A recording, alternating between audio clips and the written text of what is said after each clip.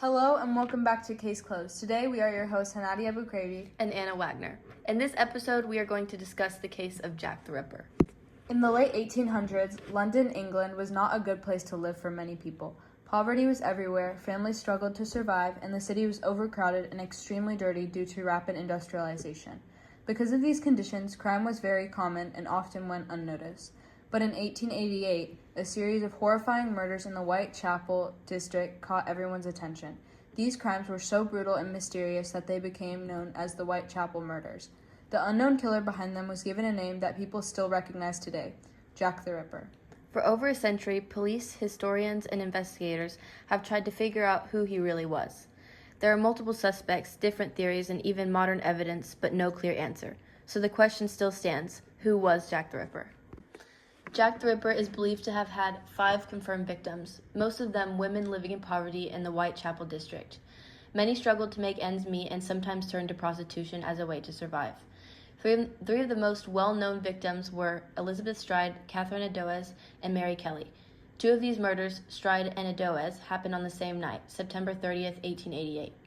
This night became known as the double event because both women were killed within about an hour of each other and only a short walking distance apart. These crimes terrified the public. People began to realize that there was a dangerous killer moving through the streets at night. Despite multiple witnesses and investigations, the police were never able to catch him, which only added to the fear and mystery. Elizabeth Stride, also known as Long Liz, was originally from Sweden and moved to London for work. She was known as a kind and well-liked person who tried to earn money through cleaning and sewing. However, like many others in her situation, she sometimes turned to prostitution when she needed extra money. On the night she was killed, a witness claimed to have seen a man attack her. According to his statement, the man grabbed her, threw her down, and she cried out a few times. Not long after, her body was discovered with her throat cut, which was determined to be the cause of death. Less than an hour later, Catherine Eddowes was found dead nearby. She had a difficult life as well, losing her parents at a young age and struggling with alcohol. Earlier that night, she had even been arrested for being drunk and was released shortly before her death. Her murder was much more violent. In addition to having her throat cut, her body showed signs that the killer had gone further, removing parts of her organs. This suggested that the killer was becoming more dangerous and more confident.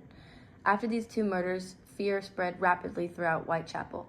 Many people stayed indoors, especially women working on the streets. Then, on November 9th, Mary Kelly was found dead in her room. She was younger than the other victims and described as attractive and friendly when sober. She had been in a relationship with a man named Joseph Barnett, but they had recently argued and separated. Her murder was the most disturbing of all. Unlike the others, she was killed indoors, and the killer had more time, leading to an even more brutal crime scene.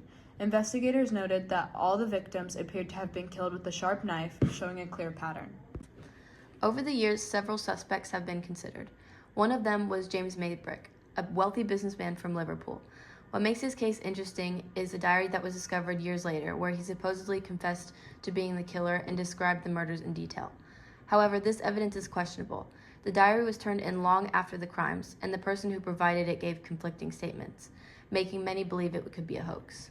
Another major suspect was Joseph Barnett, Mary Kelly's former partner.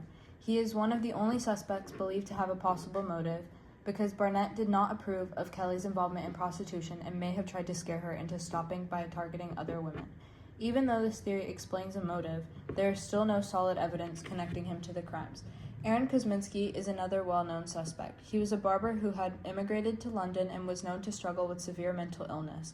Reports suggested that he had a strong hatred towards women, which matched what the investigators believed about the killer's behavior. Finally, Montag Druitt was also considered a suspect. He was a teacher and a lawyer who was suddenly dismissed from his job and later found dead in a river. His death happened shortly after the murders stopped, leading some to believe he could have been the killer. However, there is no real proof that he was ever in Whitechapel during the crimes, which weakens this theory. In 2014, new evidence brought fresh attention to the case. A shawl believed to have been found at one of the crime scenes was tested using modern DNA technology. The results showed a match to a descendant of Aaron Kosminski, leading some to believe that he could finally be identified as Jack the Ripper. This was one of the first times scientific evidence pointed strongly toward a specific suspect. However, the results are still debated. The full DNA data was not released to the public, and some experts argue that the match is not specific enough. It's possible that the DNA could belong to many people who lived in London at the time. So, while this evidence is important, it still doesn't completely solve the mystery. The case of Jack the Ripper remains one of the most famous unsolved mysteries in history.